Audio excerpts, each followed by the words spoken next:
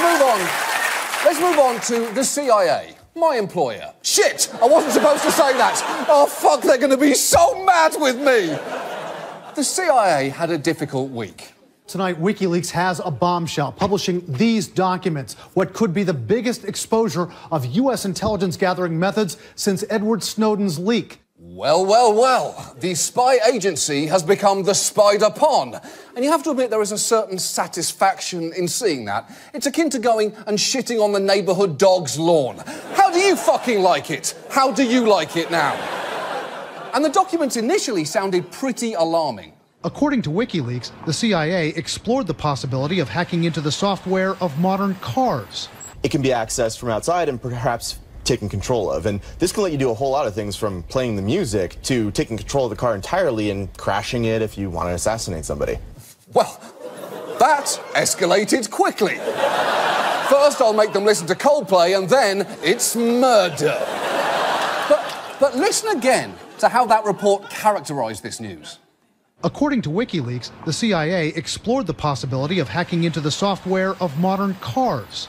That's right, they explored the possibility of it, and that is important because we already knew that cars could technically be hacked. So it's not surprising, really, to hear that the CIA might be interested in doing that too. But exploring the possibility of doing something isn't really the same as doing it. A partial list of things that I've thought about doing but have not done includes karate, chess, guitar, becoming a wine guy, CrossFit, going vegan, learning Spanish, alpaca farming, volunteer firefighting, and being a guy with a woodshop who spends a year making, like, the perfect birdhouse. But the thing is, this story ate up a lot of media time this week, but the allegations were slightly less alarming than early coverage suggested. Take another one of the big claims.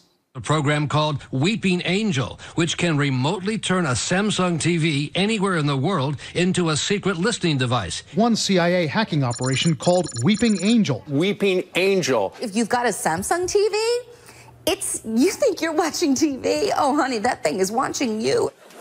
Okay, first, she should deliver all of the news.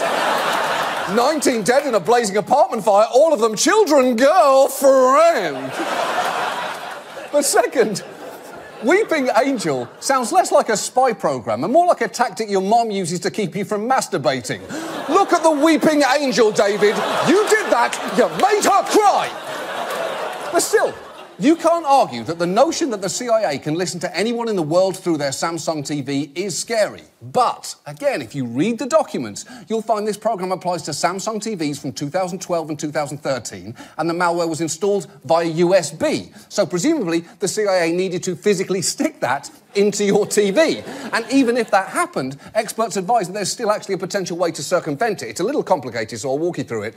Step one, unplug the TV, and that is it. End of steps. You're off the grid. But what is most important to keep in mind here regarding these revelations is the CIA, with some narrow exceptions, is barred from spying domestically. And unlike the Snowden leaks, there is nothing in these documents so far showing illegal surveillance of Americans, which is not to say there wasn't interesting stuff in there. For instance, Weeping Angel was just the beginning of the CIA's stupid code names. A range of CIA programs with code names like After Midnight and Brutal Kangaroo, all now in the hands of terrorists and foreign targets. It's not just After Midnight and Brutal Kangaroo, though. Other programs were called Crunchy Lime Skies, Elder Piggy, Angerquake, and McNugget, which are also, interestingly, the names of a cappella groups at Dartmouth. You should really hear Crunchy Lime Skies' rendition of Raw. It is fierce. And look, I am not saying that these leaks are not a big deal. The mere fact that WikiLeaks obtains these documents at all is significant. And more are apparently coming, so this story is still developing. There's really only one thing we can say for absolute sure at this point, and that is that the big loser so far